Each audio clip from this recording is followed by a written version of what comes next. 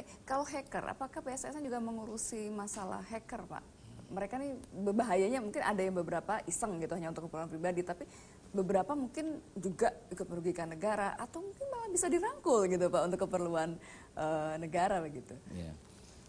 Jadi begini, kalau masalah hacker, jadi hacker juga bagian daripada warga negara kita, anak bangsa. Hacker juga anak bangsa, mempunyai kemampuan luar biasa untuk menguji sebuah keamanan sistem IT. Nah, dalam hal ini BSSN memposisikan mereka sebagai anak bangsa yang bisa bekerja sama dalam berbagai komunitas, baik yang formal maupun informal.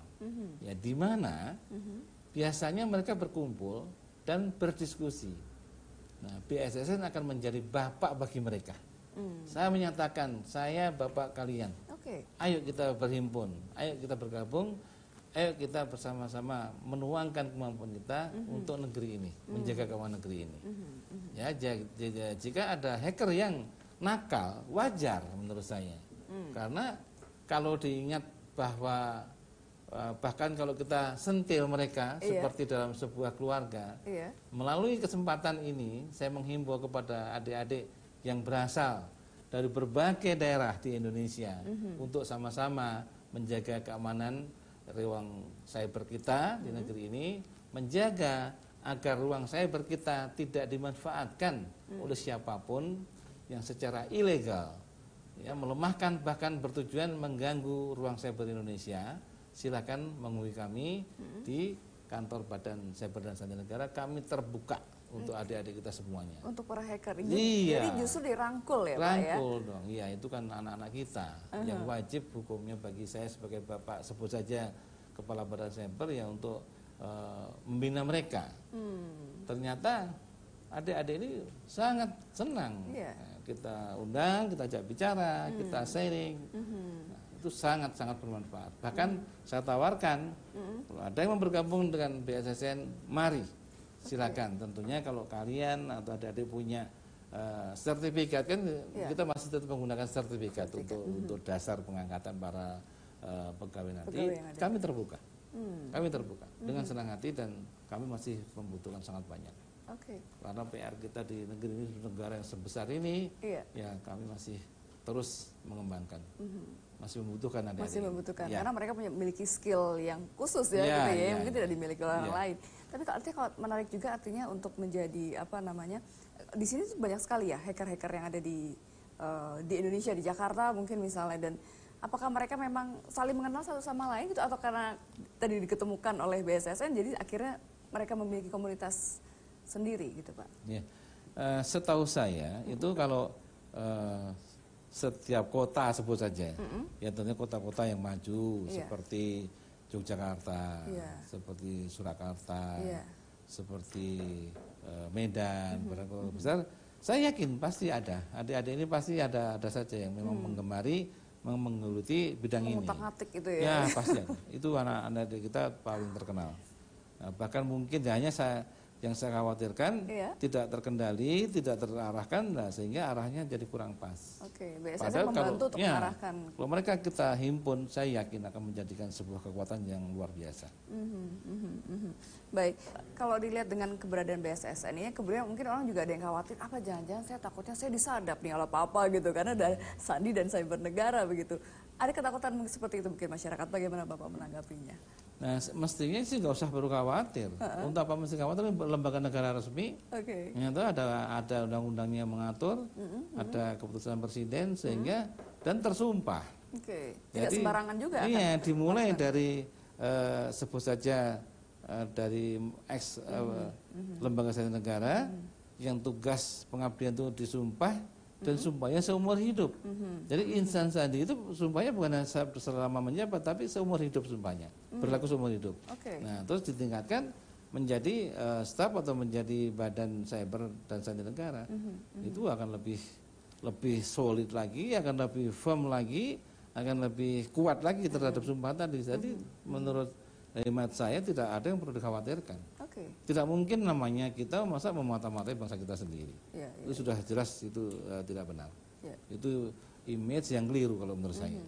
Ya, untuk image tidak yang perlu kurang paranoid baik, ya masyarakat itu mari kita coba luruskan. Bahwa badan ini dibentuk, badan ini didirikan adalah untuk menjaga keamanan Republik Indonesia dari ancaman, bentuk ancaman, segala ancaman di dunia cyber. Ini intinya, Pak.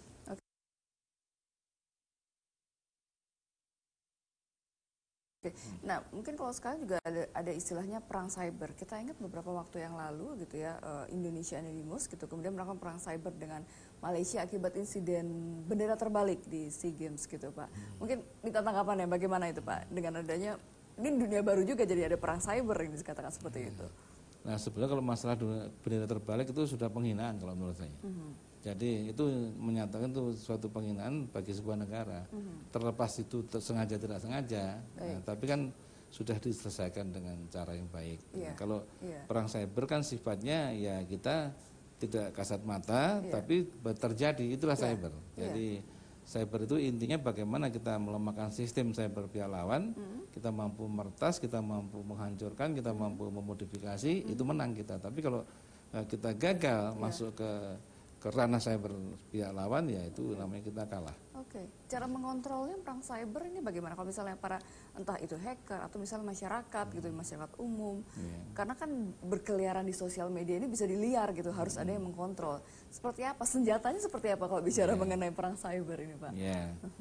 Jadi memang lagi-lagi perang cyber kan nggak kelihatan. Jadi kalau saya mengatakan bahwa dunia cyber bekerja menggunakan teknologi. Cara mengontrolnya dengan teknologi. Teknologi juga. Pasti dengan teknologi. Ketika teknologi kita baik, ya, pasti mampu mengontrol kegiatan perang cyber ini. Tapi kalau teknologi kita belum memadai, ya mungkin masih agak belum bisa mengontrol. Jadi kita ya bisanya setelah terjadi baru kelihatan. Ini kok jaringan di sebuah instansi terganggu, jaringan perusahaan terganggu. Nah, itu memang sifatnya sepertinya ringan, tapi dampaknya yang agak merepotkan di perang cyber ini. Dampaknya luar biasa, menyulitkan orang. Bahkan bisa mengakibatkan lumpuhnya sebuah sistem. Kalau kita pernah membaca sejarah, ya di tahun 2007 itu Rusia pernah perang dengan Estonia. Nah, itu tanpa meletus satu peluru pun senjata, Estonia lumpuh total. Listrik mati, air mati, telepon mati, semuanya mati, bank mati, semua mati, nyerah tanpa syarat. Nah, ini sejarah mengatakan begitu. Itulah hebatnya akibat perang cyber. Nah, ke depan itu yang berlaku perang cyber. Nah, makanya untuk itu harus diantisipasi. Untuk itu kita tidak boleh ketinggalan. Tugas tantangan dari BSS. Segera kita harus bergegas, segera kita kejar apa yang menjadi perkembangan di ranah cyber ini, ya kita harus advance. Baik. Nanti di segmen berikutnya saya juga ingin bertanya mengenai terkait dengan pilkada. Ini pilkada serentak, kemudian pilpres dan pileg begitu ya di tahun 2019. Tampaknya akan banyak sekali nih di dunia maya atau di cyber gitu ya, hoax dan segala macamnya. Nanti bagaimana antisipasi dari BSSN? Tapi kita sabar dulu ya Pak, kita harus break dulu. Kita kembali saat lagi, tetaplah bersama kami.